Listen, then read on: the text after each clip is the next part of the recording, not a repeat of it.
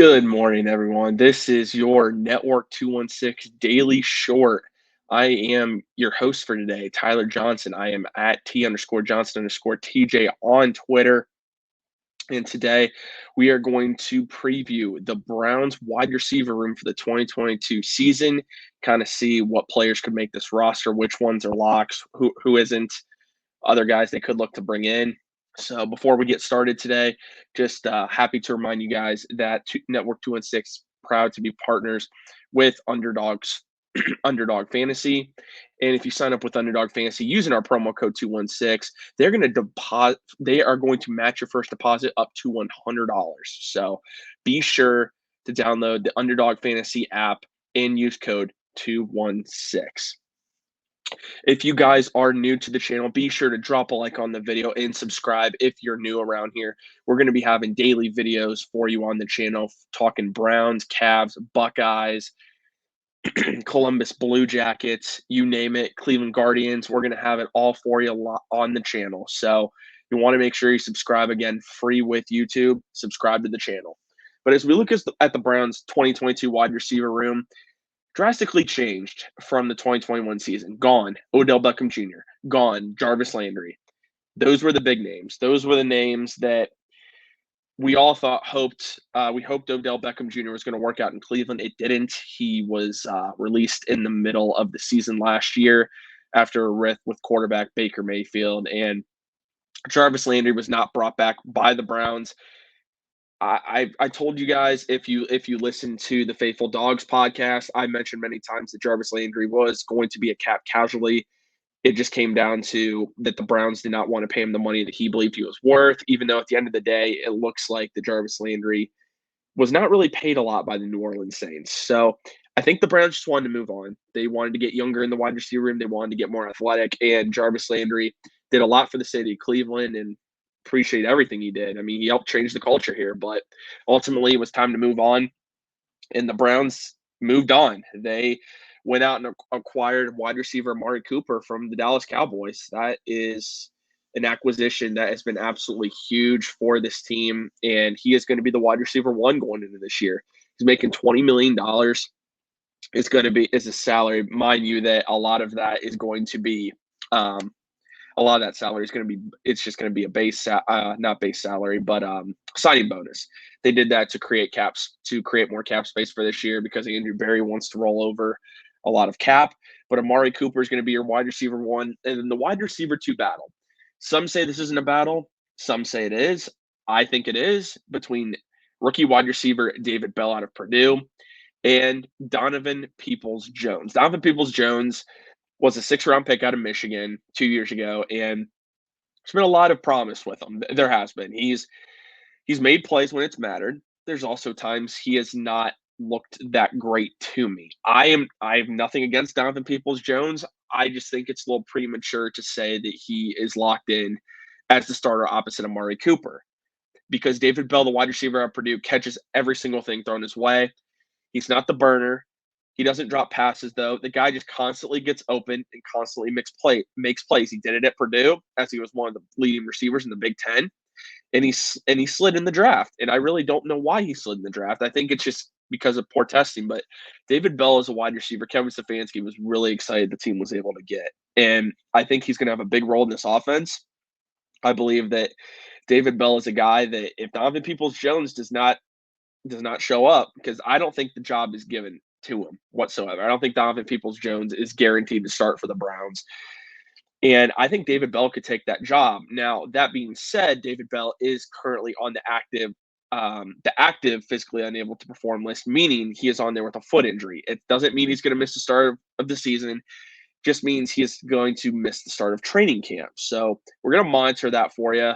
You guys want to make sure you're tuned into the network 216 Twitter feed, and also at FD Podcast CLE. The Faithful Dogs podcast has all your Browns news for you every single day. So you guys want to make sure you're tuned in for that. But we don't really know what's going to happen with David Bell. I think he's going to be able to play in the preseason. I do. It doesn't sound like it's a really serious injury. It's just the Browns wanting to be cautious with that. So But with David Bell being injured, it opens up opportunities. Donovan Peoples-Jones more than likely will be your starter opposite Amari Cooper, but Anthony Schwartz, the second-year wide receiver out of Auburn, is going to get an opportunity. If you know me, last year I was not a fan of Anthony Schwartz. I get it. He's a rookie. He was not expected to contribute much. A lot of the draft hype around him was his speed. It was not route running. He's not a crisp route runner. He does not constantly win at the line of scrimmage. He's just a deep threat, and that's really what he is. And we didn't get to see a lot of it last year due to a quarterback playing with a torn labrum in his shoulder and just not performing very well.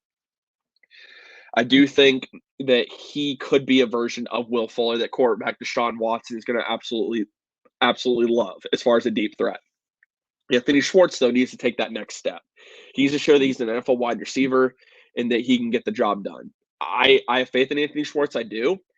If he doesn't put it together after this year, just makes you wonder what his future is in Cleveland. But he's going to get an opportunity this year, especially with Deshaun Watson at quarterback. We're going to see what he's able to do. But Anthony Schwartz is going to get a good opportunity with David Bell sideline. And Jakeem Grant, they brought in out of Chicago. He is going to be a guy that they working at the slot position. He's also a guy that you can run a lot of trick plays with. And he is an all-pro kick returner and punt returner. So that's the main reason he was brought in here. But Jakeem Grant's another guy that can stretch the field for you. He can get open. I don't know really how big of a role he's going to have in this offense, but he's just another guy you want to keep an eye on. Javon Wims was also signed by the Bears. I think he's more of a camp body. I don't see him having a long-term future in Cleveland. Jamarcus Bradley is still on the roster. Again, another guy they like. I think they more so or less want to keep him on the practice squad. But then this is where it gets interesting. I think Michael Woods, the rookie out of Oklahoma, is going to make this roster. Now, Michael Woods, we talked about him when we were going over the NFL draft with a Network 216 exclusive. Jacob Roach and myself were really talking about him.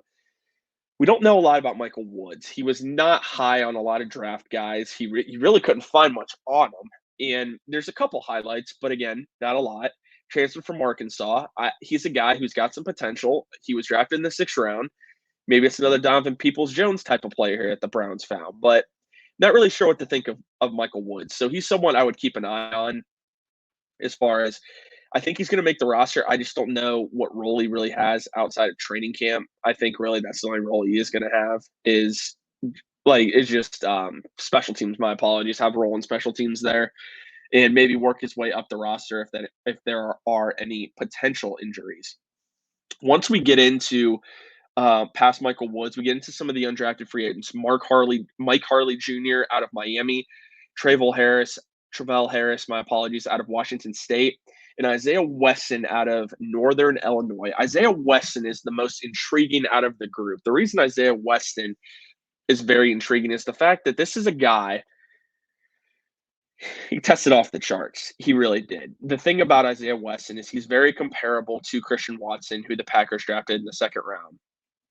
But the problem with Christian Watson is his drops, and that's the problem as well.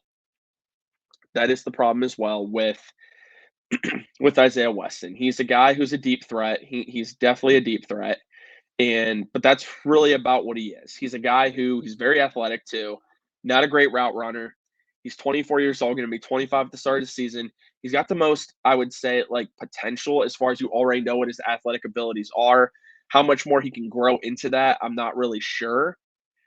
But he'll be interesting to see if he can make this roster. And I don't think Travell Harris out of Washington State is going to make the roster at this point.